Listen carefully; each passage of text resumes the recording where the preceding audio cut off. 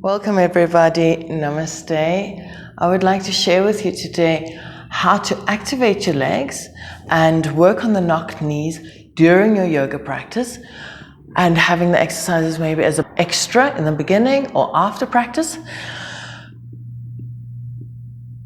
The practice is very powerful. You can transform the body, but the rehabilitation exercises really just sometimes take it to another level.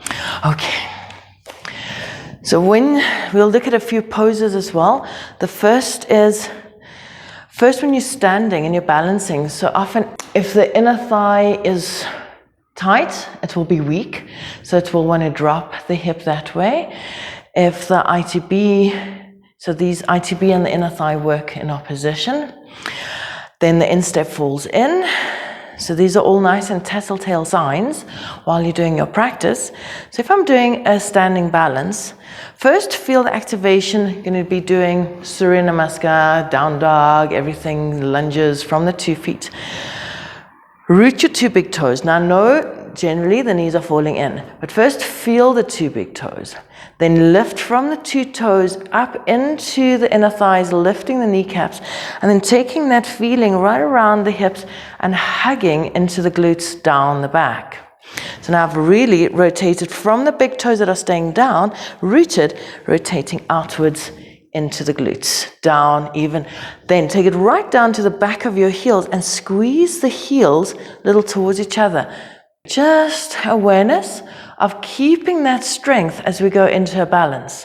So try just with simple raising the leg and feel if your instep is lifted, if the thigh is lifted. So I'm lifting the thigh up into, I'm not letting it fall. I'm squaring the hips, so this is often very common as well. ITB might be the culprit there. So lifting from the hip, activating the leg. Nice to do this in front of a mirror to check if your hips are remaining. So before we go second side, feel the big toes, inner thighs, lifting up, wrapping it around, taking it right down, hugging the heels behind.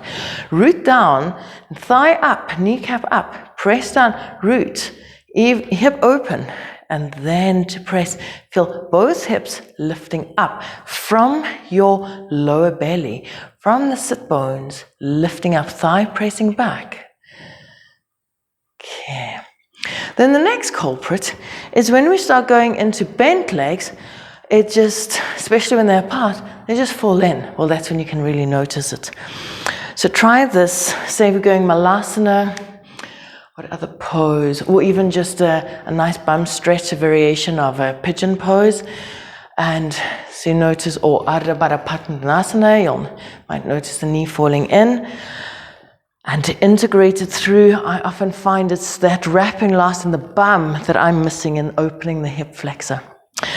Okay, so let's say we go, so with 1 leg or 2 legs, we'll do 2 legs now.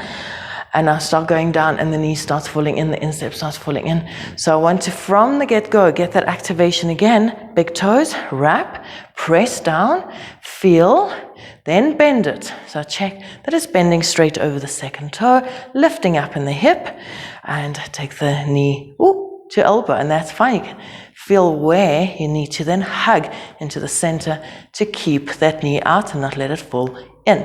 And from there you work wherever you want to. So it's constant awareness of what that leg is doing. Is it falling in, is it out? Is my hip dropping forward, is it lifted? Okay. Let's try it on the other side as well, if you're physically doing this with me now. Okay, so knee wants to drop out or wants to drop in. Activate, get it straight over, strong in that position with the hip, holding it in place, rooting, spreading the toes, rooting the foot, and ankle on the knee. Yeah, it doesn't matter if it now finds variations, that's where your learning comes, that's where the self-knowledge and introspection comes from in your yoga practice. Okay, just observing, seeing what's happening for you and your body. Okay. So Malasana, or variation of squats, or You might find, oh, it just wants to drop in like that. No, not nice. Okay, so lifting from the inner thighs all the way up, wrap it around, and first let your hips soften a little bit back. Then you can have this rotation. The pelvis can come forward. Sending, if you need a little roll underneath your heels, do so. So you're keeping the knees over, and even in a way, pressing them out a little bit. It might feel a bit weird because nobody else tells you they're doing that. They're actually activating them out if necessary. Okay, and then the same will go for Utkatasana. Okay, so that's my favorite one because this three-dimensional reality is dualism. And it's where that dualism meets is the sattva. And yeah, we can let the knees fall in, and then you have no glutes, or you could like push forward. And okay, so this is how we activate in this one. Bend into your Utkatasana. You don't have to go too wild and too deep yet. Then imagine where your feet are standing and split them apart, like really pull towards the little toe side, like you're trying to move your mat out. So really, really nice. Then as you get into the Utkatasana, you got the tummy lifted, wraps around to the glutes, and you just bring the heels towards each other, and then the knees will squeeze together. So first I've got this out, then I've got this in, squeezing and reaching out. And the more your legs are active and strong, the less effort in your upper body. Good. Yeah, and it's nice. Yeah, it gets the glutes working. Down dog, because that's a very common pose. And I love this one because you can actually watch your knees. Yeah, you're looking down through your legs. And that's exactly the same as what you just did now. First, check that you got your heels in line with the second toe. So you shouldn't really see the heels. Then I'm splitting the mat apart. I'm pulling the little toes to the outside of my yoga mat. Still lifting tummy and rib cage and chest, everything up. Then lift the belly and squeeze. You watch the heels trying to kind of imagine they're trying to get together, but they don't. But you're squeezing them inwards, and that activates the glutes. So instead of being just dropping in, you're lifting, activating, pressing the thighs back, hugging the heels, pressing out and hugging simultaneously through the legs. The stronger the legs, the easier the poses. Good.